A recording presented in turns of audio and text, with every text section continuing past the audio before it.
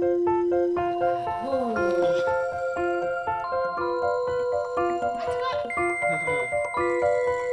pour qui maintenant?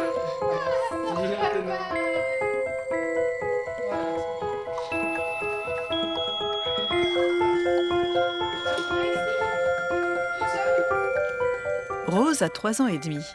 Elle souffre d'épilepsie, de troubles sévères du développement et de la vision.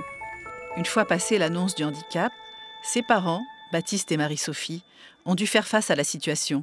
On se dit pourquoi nous, on se dit pourquoi elle, on se dit comment va être l'avenir, est-ce qu'on va pouvoir être heureux avec un enfant handicapé, est-ce qu'on va pouvoir vivre, qu'est-ce qu'on va pouvoir vivre avec elle. Surtout qu'on adore voyager. On adore faire de la plongée. Au début, on s'est posé ces questions-là, on s'est dit mais est-ce qu'on va arriver à vivre, à être heureux, voilà, comme on s'était projeté. Petit à petit, en fait, avec le temps, on a plutôt regardé tout ce qu'on pouvait faire avec elle. Rose aussi participe beaucoup. Elle est toujours heureuse, hein. Elle sourit tout le temps, elle rigole tout le temps. Ça nous a beaucoup aidé aussi à accepter.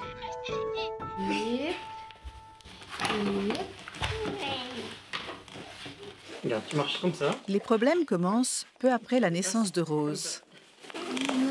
Elle avait un mois, elle régurgitait juste, mais c'était bizarre. On sentait pas que c'était...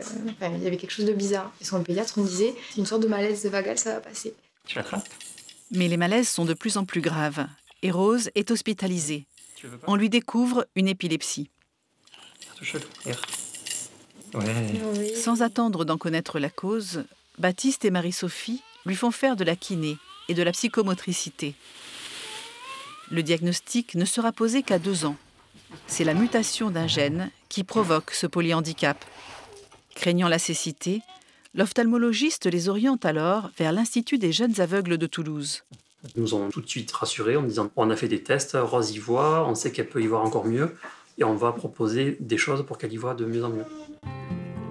Tous les jeudis depuis 1 an, Claude et Sandrine viennent entraîner la vision de Rose dans son environnement, ce qui est plus rassurant pour elle.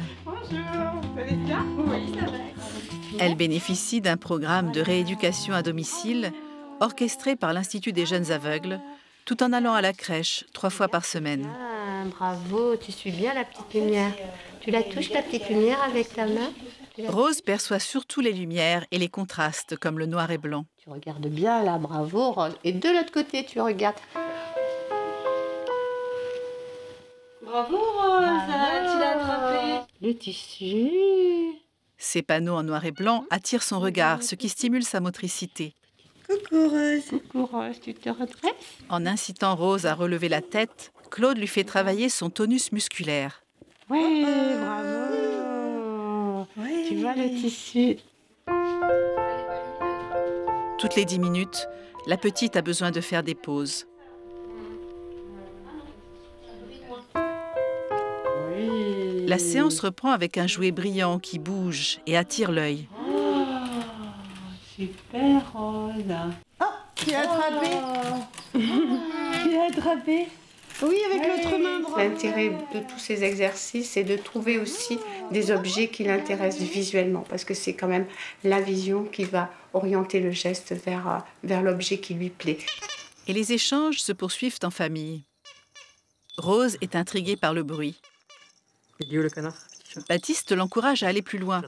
Il accompagne son geste pour qu'elle puisse saisir le petit canard. Rose progresse beaucoup au niveau de sa vision et de son intention pour aller attraper les objets qui l'intéressent. Jusqu'à présent, elle faisait tout à l'ouïe, à l'oreille, elle entendait un jouet, elle allait l'attraper à l'aveugle. Maintenant, elle utilise ses yeux. Manger toute seule demande une grande coordination entre l'œil et la main. C'est un véritable exploit pour Rose et un pas de plus vers l'autonomie. Tu l'as à la bouche? Ouais. Allez, on finit la gomme. Ouais, c'est bien bébé. Le regard qu'elle porte maintenant sur nous, c'est vrai qu'elle nous regarde vraiment. Et quand elle a ces moments où elle nous regarde pendant quelques secondes, on voit que c'est intense et que c'est vraiment volontaire et qu'on a l'impression que c'est aussi intense pour elle que ça l'est pour nous. Et bien sûr, on aimerait qu'elle marche, on aimerait qu'elle parle et ça viendra si ça doit venir. Mais en attendant, on l'aime comme elle et on n'attend pas plus pour être heureux.